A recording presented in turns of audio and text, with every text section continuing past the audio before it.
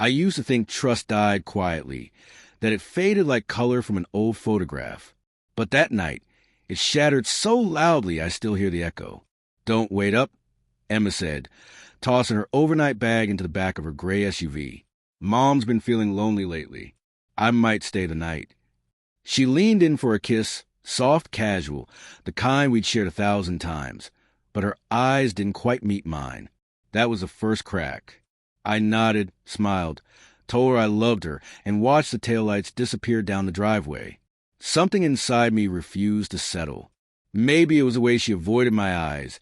Maybe the way she smiled at messages she never explained. Maybe how she suddenly started wearing perfume again. Not the floral one she used to love, but something new, musky. I told myself not to be paranoid. 11 years of marriage. We had built something steady. At least, I thought we had. Still, when I opened the GPS tracker we'd installed years ago for safety, I hesitated for a full minute before looking. It wasn't spying, I told myself. Just making sure she was safe. But her pin wasn't anywhere near her mother's house. She was 23 miles away, parked on a quiet street on the north side of town. No relatives there. No friends. Nothing that made sense. At first, I laughed, a dry, hollow sound. Maybe she got lost. Maybe she stopped for gas. But the pin didn't move. Not for 20 minutes, then 30. Something inside me snapped. I grabbed my keys, slipped on a jacket, and drove. The road blurred beneath me, gray and yellow streaks of light. My mind spun fast in the tires, filled with fragments of memories, laughter, promises that suddenly felt like lies. The closer I got, the heavier my chest became. By the time I turned onto that quiet street, my hands were trembling against the wheel. Her SUV was there, parked outside a beige two-story house I didn't recognize. A faint light glowed behind the upstairs curtains. I parked half a block away and sat there, heart pounding, breath shallow. Every part of me wanted to turn back, to preserve the illusion, but I couldn't. I got out. The cold night air bit through my jacket. Each crunch of gravel beneath my shoes sounded too loud. When I reached the house, I saw it through the small gap in the curtain. Emma, my wife.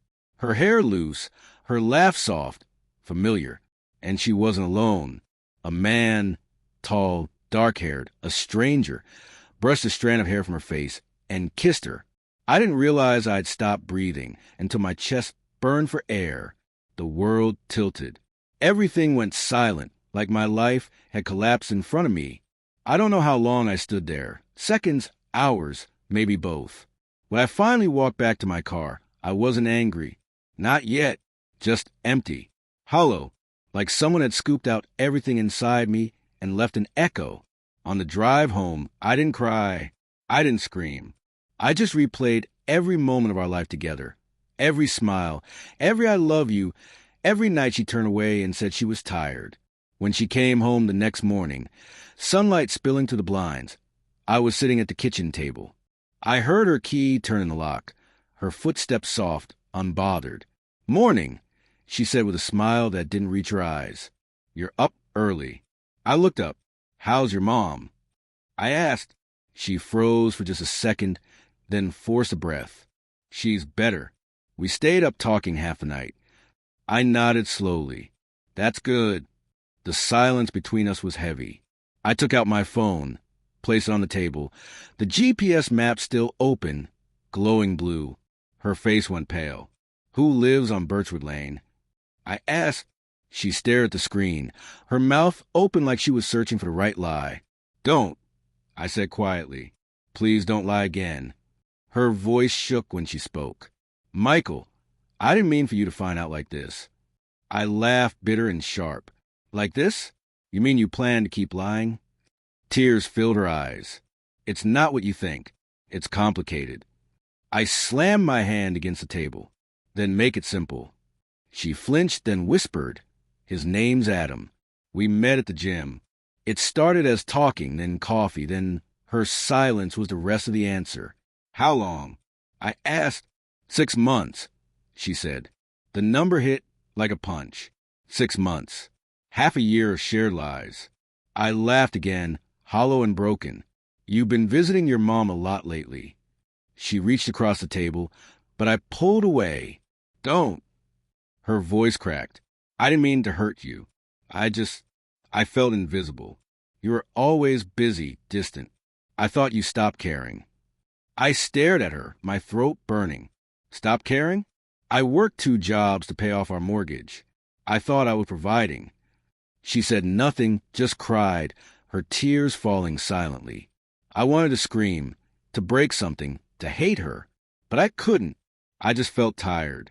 I could have fixed things, I said, if you just told me. She nodded, whispering, I know. I'm sorry. But sorry didn't rebuild trust. It didn't erase the image of her face in someone else's hands. That night, I packed a bag. Not everything, just enough to leave. She stood in the doorway, watching me zip up the suitcase. You're leaving, she whispered. I can't stay here, I said softly. Please, she cried, stepping forward. We can work through this. We can see a counselor. I met her eyes one last time. You made choices, Emma. I just finally saw them. She broke down, sobbing into her hands. I wanted to comfort her. God, I wanted to. But I couldn't, because love doesn't die with anger. It dies with understanding. When you realize the person you trusted most was capable of breaking you in silence. I closed the door behind me, the sound echoing through the hallway like an ending. It's been 3 months now. I still check the GPS sometimes, though the app is gone. I deleted it the night I realized I didn't need to know where she was anymore. Some nights, I still replay that drive down Birchwood Lane, the streetlights, the window, the truth waiting for me there. I used to think following that pin would destroy me, but it didn't.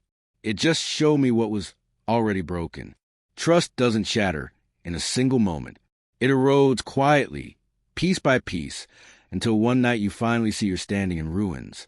And that night, staring through that window, I finally saw the wreckage for what it was. I prefer this response.